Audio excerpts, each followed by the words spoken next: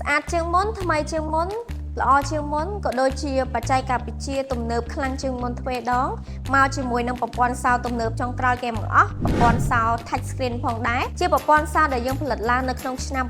2025នេះជាពិសេសផងដែរនេះគឺជាទូដៃសុវត្ថិភាពដែលមាន brand Hanmi-Safe ជាផលិតផលប្រទេសកូរ៉េសុទ្ធ 100% តែម្ដងដែលបំពាក់ទៅដោយប្រព័ន្ធសោទំនើបចុងក្រោយគេបង្អស់គឺប្រព័ន្ធសោ touch screen នេះតែម្ដងបងទាំងអស់គ្នាអញ្ចឹងសម្រាប់វីដេអូនេះជាក់ស្ដែងខ្ញុំនឹងបង្ហាញជូនសភាពនៅខាងក្នុងទូជូនបងមើលជាក់ស្ដែងតែម្ដងអញ្ចឹងសម្រាប់នៅក្នុងវីដេអូនេះគឺមានទូ45គីឡូជាមួយនឹងទូដៃសុវត្ថិភាពដែលមានទម្ងន់105គីឡូផងដែរអញ្ចឹងខ្ញុំនឹងបើកទ្វារទូជាមួយនឹងទូដៃ45គីឡូជូនបងមើលទាំងអស់គ្នាសម្រាប់ទូដៃខាងពួកយើងគឺវាខុសពី Hanmi ការយើងយកមកលើកមុនបងទាំងអស់គ្នាដោយសារវា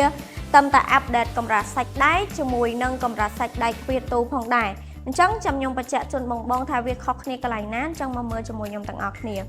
អញ្ចឹងខ្ញុំសូមធ្វើការបើកទ្វារទូដោយប្រព័ន្ធសោ touch screen សិនបងគ្រាន់តែចុចគៀននេះបន្ទាប់មកបញ្ចូលលេខកូដហើយវា load open គ្រាន់កាច់សោមកខាងស្ដាំគឺបើកទ្វារទូបានហើយបងចាអញ្ចឹងសម្រាប់ទម្ងន់45គីឡូនេះគឺផ្ដល់ជូនជាមួយនឹងភ្នើមួយខាងលើសម្រាប់ភ្នើខាងលើនេះបងគ្រាន់តែទាញវាមកខាងក្រៅអញ្ចេះវាដូចកែដែរបងចាយើងដាក់ឯកសារអីបានដូចគ្នា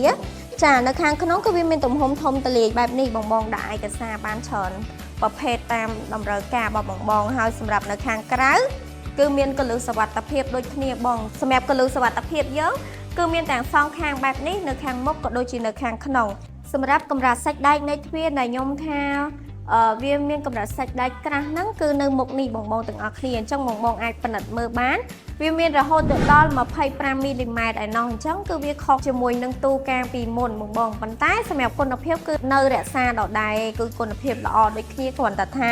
ខុសកម្រាស់សាច់ដែកនៃទ្វារទូអញ្ចឹងណាបងចាគឺប៉ុន្តែសុវត្ថិភាពនៅមានដដែលនៅខាងក្រៅគឺមានតជីទ្វារចំនួន2ដ៏រឹងមាំធំបែបនេះខាងលើមួយក៏ដូចជាខាងក្រៅមួយផ្ដល់ជូនជាមួយនឹងដុំសោ touch screen មួយបែបនេះកន្លែងដាក់ថ្មជាមួយនឹងកន្លែងចុច touch screen ក៏ដូចជាសោដើម្បីឲ្យបងចាក់ដើម្បីបើកទ្វារទូបានមួយវិញទៀត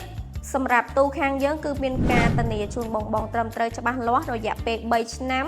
គ្រប់ទំហំទាំងអស់បងហើយអ្វីកាន់តែពិសេសគឺអាចទប់ជាមួយនឹងកម្ដៅភ្លើងបានរហូតដល់2ម៉ោងឯណោះនៅក្នុងសីតុណ្ហភាពមួយដ៏ខ្ពស់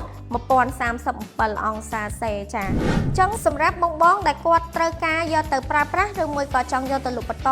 បងអាចធ្វើការទំនាក់ទំនងតាមលេខទូរស័ព្ទទាំងពីរខ្សែដែលមាននៅក្នុងវីដេអូនេះបានឬមួយក៏បងអាចឆាតចូល page បានអញ្ចឹងសម្រាប់វីដេអូនេះខ្ញុំបង្ហាញជូនបងមានតែប៉ុណ្្នឹងទេសម្រាប់ចម្ងល់បន្ថែមបងធ្វើការ comment នៅក្នុងវីដេអូនេះបានអញ្ចឹងខ្ញុំមានតែប៉ុណ្្នឹងទេបាយបាយ